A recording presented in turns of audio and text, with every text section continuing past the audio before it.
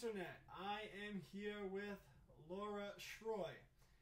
She is a homeschool mom on and off. She has some experiences homeschooling growing up, and I think she has a lot to add to the conversation, including some positive things she's doing in her life to help mothers get some extra income so that they can stay home and take care of the kids and make money and do all the things we need to do in the modern world. So did you want to introduce yourself, or does that cover it? I mean, that pretty much covers it. I'm a mom of three. I'm a military wife. And yes, I grew up in the homeschool world. I was homeschooled until 10th grade.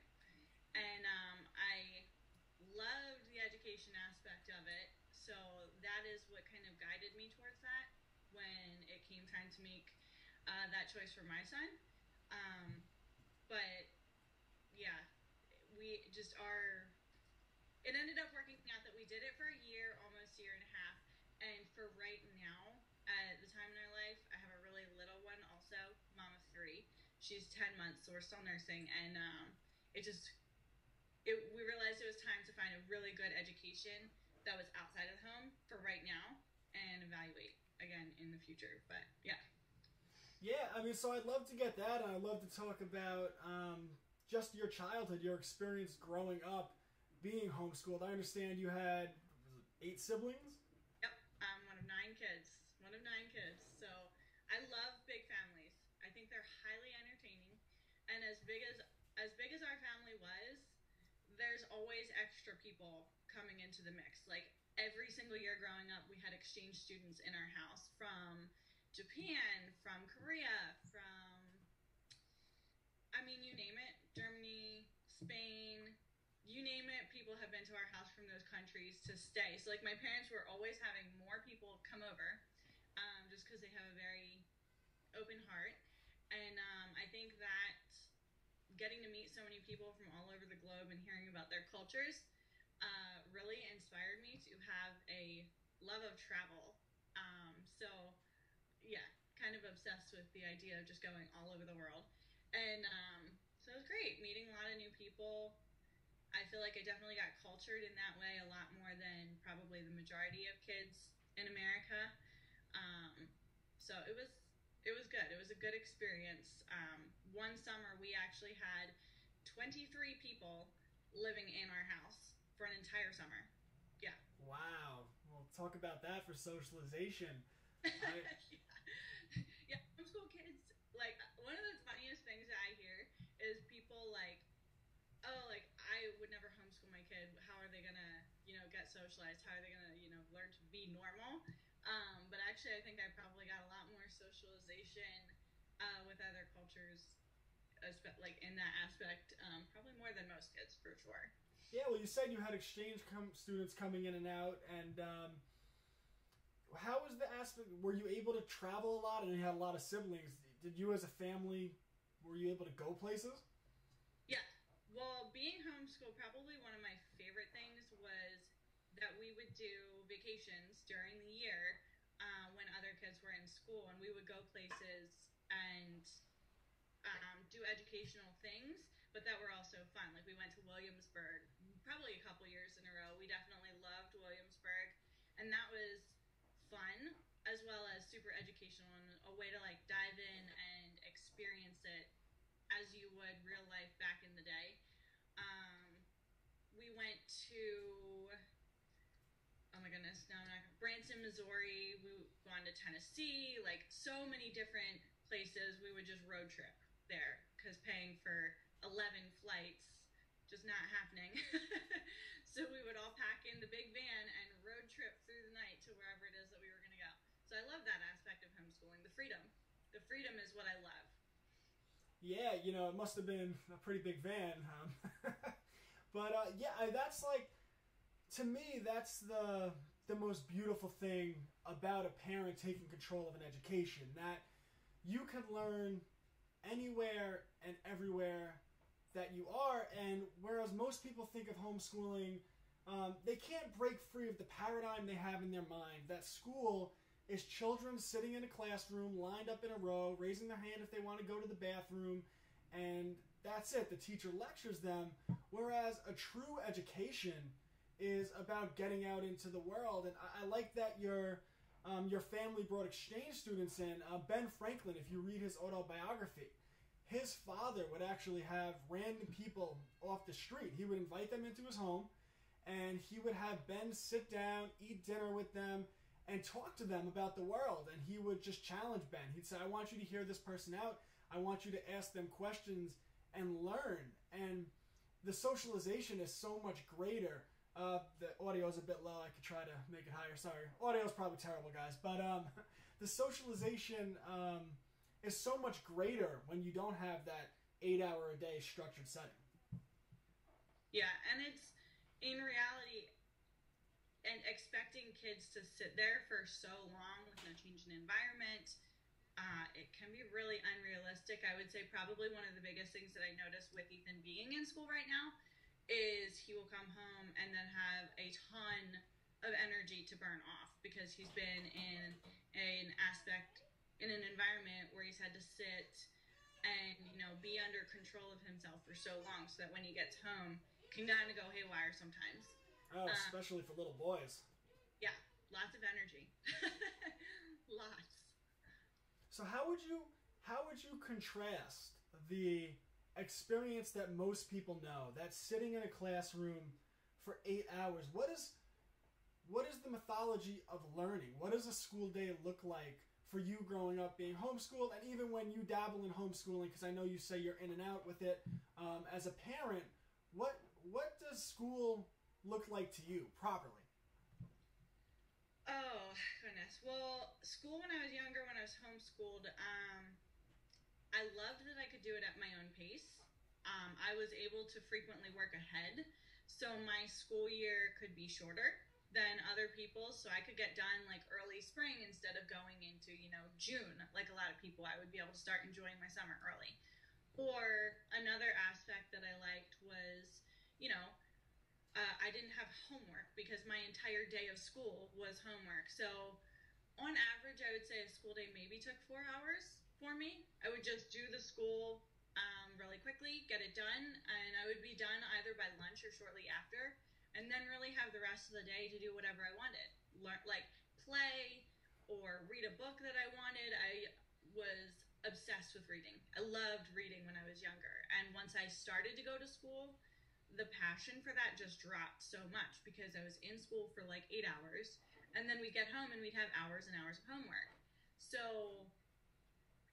love of reading kind of went away. Plus I didn't really have time for it. And what homeschooling was like for me with my son, it was a short day usually because we did kindergarten, so the work for that is probably maybe 30 minutes to an hour if you get it done quickly. But on some of the tougher days, it ended up extending very long because I would have to sit here in the kitchen with my son and, keep coaxing him. Okay, let's do this math problem. Let's learn this word or whatever. And while trying to nurse and get anything done around the house, it was just not working. I had to be on top of him a lot more, and I think he viewed me as a little bit bossy. I'm not bossy at all. But anyway, we're gonna have to get your husband in here for that, or for confirmation. We'll just leave him out of this one. But it was just like, okay, I think for at least this time period of the critical learning how to read and the basic math, and with me having a newborn, it was like, I think it's time to delegate out for right now and, evaluate it 1 year at a time. I think it is completely okay to take it 1 year at a time. And then really just as long as we have the basic freedom to choose what kind of education we want, that is what I want, for myself, to be able to either choose the Christian education that I want for my son at a private school or have the choice to be able to homeschool him and just evaluate every year, And I think that's the beautiful thing about a parent taking control of their child's education, that many people are frightened by the prospect of, oh my God, how can I send my child? How can I homeschool my child? It seems so overwhelming, but it's not as if you make a choice and you're forever stuck with that choice. You can send your child to school 1 year, homeschool another year. I know a very impressive person around here that homeschools that actually, and you just have to set this stuff up with the school district and work around it. But they homeschool, I think 3 or 4 days of the week, and they actually send their child to public school 1 or 2 days a week. So there's so many different things that people can do in terms of what works for their family, in terms of what works for learning, in terms of what works for socialization, that it's a travesty that more parents don't at least take the time to consider what their options might be. Yeah, well, I think there's two parts to that. Like, I think a lot of people aren't aware of the options that they have and the flexibility, like you said, being able to do 1 to 2 days a week and then homeschool the rest of the days. Or maybe they don't even have the option because they're working full-time. Like, when I was homeschooling, I was working full-time, but, like, my husband would work Monday through Friday, and I would work full-time on the weekends, Saturday and Sunday, because, number one, childcare is ridiculous. And yeah, childcare is ridiculous. So I had to work full time, and we did it on the weekends so that I could be home during the week. But yeah, I think a lot of people sometimes would also not be able to homeschool because if you're working during the week, how are you really going to homeschool, 5 days a week? Yeah, and that's why it's such a good thing that there's people like you, I saw you posting about it, and myself, and that are raising awareness that people do have options and that there are many different ways in which you can educate a child. The one way you don't want to do it is just listen to the government, do whatever they tell you to do, send your child to public school. And, well, you spoke a little bit about your experience. It's something that I find to be a quite interesting paradigm. You said you had, I guess, homeschooled up until, I'm paraphrasing, but up until about 10th grade, and you loved reading and you loved to learn. And then you go to public school, and very quickly that flame dies out, that all of a sudden reading isn't something that's fun and learning isn't something that's fun. What is it about the difference between homeschooling and the difference between public school that creates that that turns off that light in a child's mind? I really think it was just because it was so overwhelming. It was too much being in school that long and then having that much homework. I was actually in a private school. Not that it really makes that much, but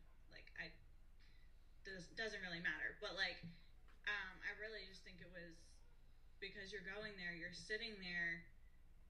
I didn't even really feel like I was learning.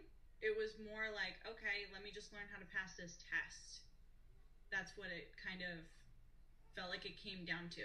Like, I don't really feel like I retained anything that I learned in high school, which is crazy.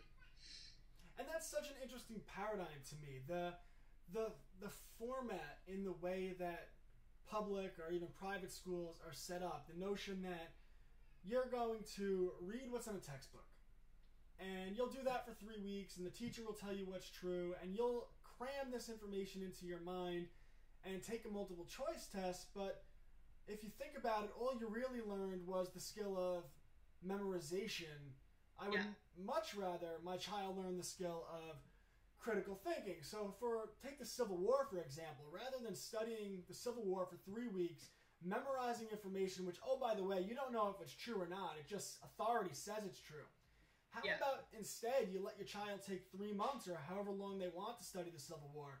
Let them read the writings of Ulysses S. Grant and Stonewall Jackson and get back to the primary documents, write papers about it, come up with theories about it, and let them determine what the cause of the Civil War was, not what the government school system is telling them. And the paradigm, the difference between one way you learn memorization and the other way you learn critical thinking. Yeah, without a doubt. I was, it was like, you could take 2 children, right? You have child A and child B. And child A falls behind in their reading. And they go to public school, and they never mastered 5th grade reading, but now they're in the 6th grade. So really, they're reading at a 4th grade level. But 6th grade must go on, so they're given 6th grade material. They're reading at a 4th grade level. So what do? they make fun of the kids who read. They say you're a nerd for reading, and reading's not fun. It becomes aversive. They don't want to do it. Whereas a child who is homeschooled, if they fall behind a little bit, you just say, well, you take as much time as you need to master that 4th grade reading, and they'll master it, and then so on, and eventually they'll be master readers. Hello, wife. Yeah, no, actually, my husband kind of he never became a bully, but like getting kind of just pushed along. Like my husband has dyslexia, so he was put into like special learning and was never really taught how to really spell or really be good at reading, because they're just like, oh, okay, you have this problem, and he was never graded on spelling, which is crazy because I don't know, like they just kind of didn't put a whole lot of effort into helping him learn the way that he should have or could have if he had been given the support. So it's almost as like certain children, if they don't keep up at the right pace or they're not doing exactly what the school wants them to do, the school quite literally leaves them behind. And you see this paradigm where so many of our children, by the time they're in middle school, hate learning. And for anyone that's been around a little child, a little human being is just thirsty for knowledge. They don't shut up. What's this? What's that? How does it work? And the notion that the school system takes that away from them is disturbing to me. Yeah. I can attest to the questions. The 3 kids never stop. So what would you, when you go between public school and homeschooling, how would you structure, especially as they start to come into the elementary years, into the middle school years, into the high school years, how would you structure their learning environment to best empower them as a mother to become strong and independent people that you want them to be? Oh, goodness, good question. I have not thought that far ahead. First off, I really don't think that I would put my son in our public school near here. Or private, right. The private school we absolutely love. I don't know. I mean, I think for me, like, I just always had a kind of like get it done mentality. So like I probably would do school the same way like we did it at our house. We just got up, started in the morning, and got it done. And then had the freedom to do what we wanted later. Well, could I ask you, what did science projects look like in your house? Was math done the same way? I mean, I hated math. I stink at math to this day because of the school system. I hear it and I'm like, are they speaking Chinese? Guys, slow down. Let me get a piece of paper and I'll figure it out. But I mean, what did that look like? Because so many people have the vision of sitting in rows and falling asleep as their teacher lectures. Yeah. Well, we did the majority of our learning like out of books. Like I didn't do a whole heck of a lot of science projects, but just a lot of reading and learning from books. Like we taught ourselves essentially. Once we learned how to read, my mom, she supervised, but we were responsible for teaching ourselves and absorbing the material ourselves. Would you say it got a little bit easier for your mom as the primary teacher, so to speak? Yeah, and that's one reason why I think I will reevaluate in the future when my son can read and can be disciplined enough himself without me having to be there. Because I never really pictured myself as a homeschool mom. I never really pictured myself in the teacher role, because people who teach, the amount of patience you have, like, kudos, because it was hard, even just with my one kid. Oh yeah, I mean, listen, it's a lot of work to get everything set up and make sure that, especially from a young age, that your children have the foundation needed to, as you said, when they get older, to learn on their own. But what really excites me is, especially as my boy starts to get older, is I expect him to become the primary person responsible for his own education, even to the point where it's not like I'll be giving him grades, so to speak. Oh, sorry, is this blocking out? Someone's calling me. There you go. There you go. Sorry about that. Someone was calling me. For instance, when I homeschool, I won't be giving my child grades. He'll be expected to evaluate his own work, to think critically about what he did well, what he struggled with, and what he needs to work on going forward. Because I think it's an important rite of passage to let a young person know that ultimately no authority is responsible for what happens to you in life. Ultimately, you are the person who is responsible for improving yourself and making sure that you have these skills, and I'll be here to guide you, but it's one of the options that you're provided when you take control of education. Yeah, definitely teaching them to be responsible for themselves, their choices. Yeah.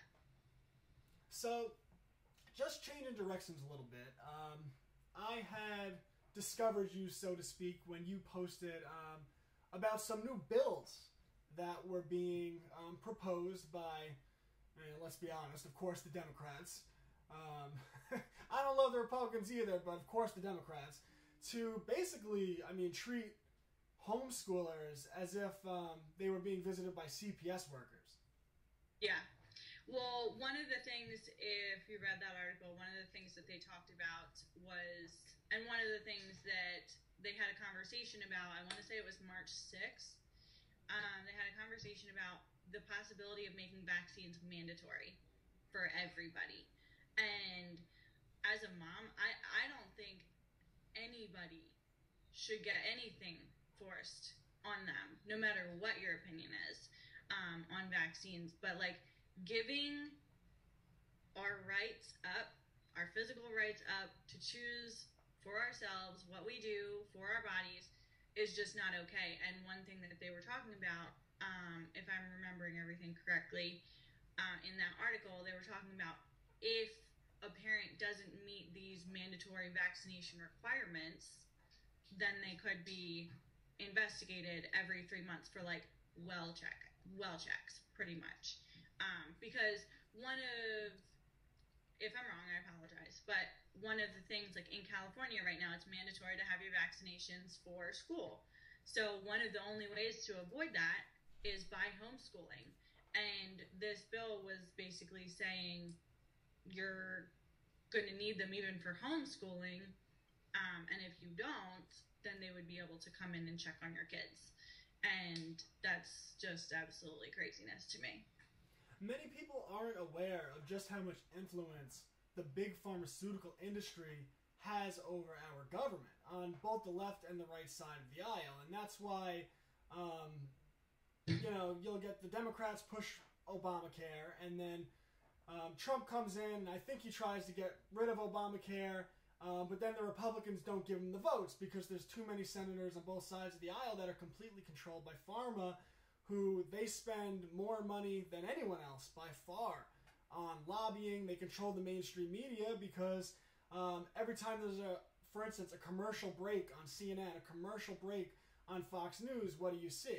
You see, take this pill, they play nice music, and then they read symptoms off for 5 straight minutes of basically your arms will fall off if you take this pill, but don't worry, they have a pill for that too. And the same way that pharma, its tentacles, it's like this poisonous, deadly octopus, reaches into our government, it uses the schooling system to mandate vaccines across the country, because in many states it is very difficult to send your child to public school if they're not vaccinated. You can get religious exemptions, but even that, in some states, they try to judge the validity of your religious beliefs. Yeah. Which, is just a terrifying thing. Then you're getting into religious freedom and all that, and it's not good. No, it's a very, very, very, very, very slippery slope that, number one, a lot of people aren't aware is even going on, and number two, people need to stand up. People need to stand up about it. So they need to stand up, and we're being silenced. The vaccine industry, they've made a major push over the course of just the last 2 months. They've had books taken off of Amazon.com, YouTube channels that talk about vaccines, are demonetized. Sorry, Pharma, I'll never stop talking about the truth, because once you do, once you surrender one truth, you surrender all of your rights, and people don't realize it. Facebook deleting accounts for people that post about vaccines. I just watched a video by TruthStream Media. They're very good. There's this Dr. Cortez. He's funded by the Bill and Melinda Gates Foundation. They gave him a small donation of $52 million. They've been rolling him out everywhere, and what he's saying is that these anti-vaccine groups are actually, they're hate groups. And if you follow it, hate speech is the justification they're using through the Southern Poverty Law Center and the ADL to actually remove people from social media. So it's very sinister. Yeah, it's absolutely crazy. But you're one of the people getting around it, and you've improved your situation, and one of the reasons you might be able to homeschool is you started your own business through a network marketing. If you wanted to talk about that. Yeah. I had been a part of network marketing for probably a little over 4 years now, and I love the concept of it, the ability to have the kind of income that you want based off of your work and your effort. Like, I worked in the healthcare industry, and it didn't matter that I worked my tail off. I never got paid for how much I was working, or if somebody called out and we were short-staffed and I was working so much more. And I really wanted to be home with my kids. Like I said earlier, I was working full-time on the weekends, and I just wanted a way out. And I saw this luxury hair care company, and my one friend was sharing about it, and I was like, I need that. I want that. I jumped in, and it's just changed absolutely everything. Within 6 months, I was able to come home and be with my kids and spend time with my husband, because, I mean, it was 7 years at that time that we were together. Every weekend I was working, and every Monday through Friday he was working. So we never had a day off together except every other holiday, because the medical field. So it was crazy. It was crazy, and I'm thankful for the freedom that I have now. And like, my passion now is to help other people, other moms who want the same thing for themselves, to have the freedom to be home with their kids, to be able to help them do that as well, while still bringing in the income they need. Because I know for us, like, we need those two incomes. And sometimes even with those two incomes, people need an extra income stream, but not have to pick up a third job. So, yeah.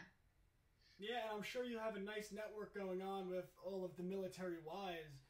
And it is telling, and it's really sad to hear about that our government, our politicians, the media, everyone is so willing to, without question, send our soldiers overseas to fight wars for other countries, to fight in Syria, to fight in Libya, to fight endless wars in Iraq and Afghanistan, without thought.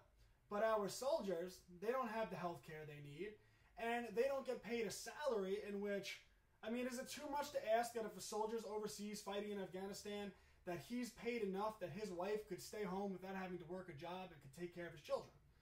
But, I mean, unfortunately, that's the state of affairs at the military-industrial complex, which cares nothing about our soldiers, nothing about the people of the United States of America, and they only care about the bottom line of every bomb they drop. It's another $2 billion. I'm paraphrasing, but, yeah. Well, speaking about, like, the whole deployment and still not being able to be home, well, when he is active, like, it is enough income for me to be home, but he's not active.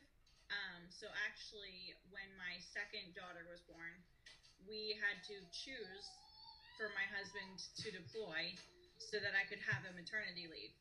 Because when I was working, I didn't get a paid maternity leave. So he left so I could have more than the bare minimum 6 weeks off. And same thing for our third daughter. We weren't sure if I would be able to quit my job yet. So he went away again so I could have a maternity leave just in case I wasn't able to leave my job in time. And he actually wasn't home for her birth. he didn't meet her until she was 12 weeks old. Hey, I'm one of those crazy people who thinks if someone does one tour fighting a war for our country, that they shouldn't have to do more for the country to thank them and take care of them. Well, these were volunteer because income-wise, that was what we needed at the time. So, yeah. God bless you. You know, it's funny. It's with the network marketing. I used to have a bad rap about it. I had done them when I was younger, and I got burnt by one, and I was like, oh, this is crap. Oh, yeah. But my stance changed on. I mean, you have to do your research and make sure it's a good one and not, you know, one of the Ponzi scheme ones. But my whole stance on that changed when I started reading Robert Kiyosaki. In my earlier stream, I had read Rich Dad Poor Dad. I had brought it up. Owen Benjamin read Rich Dad Poor Dad. Now he owns real estate. It protected him. Blah blah blah blah. But Kiyosaki, he's also written books. Co-wrote them with Donald Trump. And in the books they co-wrote together, they actually talk extensively about the value of network marketing, not only in generating extra income, but what's really valuable, especially when you talk about in the context of homeschooling, in building skill sets, so that when you're a part of a good network marketing company, you're actually offered pretty extensive training in terms of sales and marketing. And, you know, for me as a parent, no one taught me to sell anything when I was a kid. In fact, my father probably frowned down upon it. He's, oh, don't sell things. I'm going to make sure my child is very good and very comfortable with lots of experience selling, because if you can sell, you can make a living in this world. Yeah. Yeah, I think a lot of people think that selling is only like selling product, but realistically, selling is doing anything to get your way. Whether you're selling your husband on a restaurant you want to go to, or selling your husband on a movie you want to see, or like everything in life that you do is selling.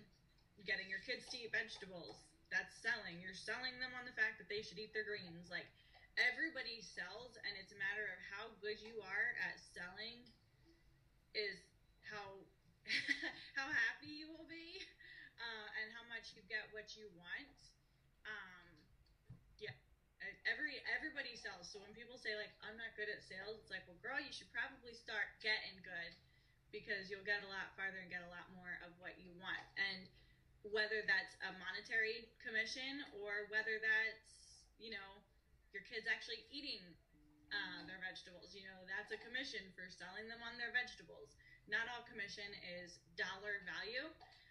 For anybody watching, if you haven't read Grant Cardone's Sell or Be Sold, watch it.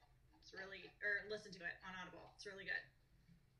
Yeah, you told me, and I do. I have it ready to go on my reading list, because I definitely have to work on my abilities as a sales. I'm very good as a historian. I think I'm pretty good at this social media stuff and what I do in my real life, but it's selling was never my thing, but it's really a skill that can empower people, and it's something that the school system doesn't teach, and it's a very important skill in what I would call a talent stack that you want your child to have, to make sure that they never have to rely on anyone else, because if you could sell, you can make money doing anything. Yeah, 100%. So, where can people find you? Facebook, if you search the name Laura Tanae, and on Instagram, same thing, Laura Tanae. That's LauraTanae.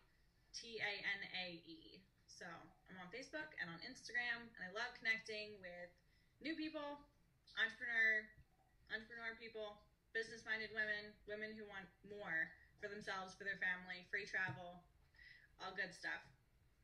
Well, I think what you're doing very positive, and you're helping moms empower themselves in their lives so that they can earn some income and stay home. And you're also promoting a lot of good things, like raising awareness to tyrannical government. So I really appreciate you coming on with me today. And anytime you want to do this again, just let me know. It's even just talking about homeschooling and your experience is so valuable to people who it might look like a mountain to them. And just hearing your story, you could change one life, and that one life could change the world. So God bless you.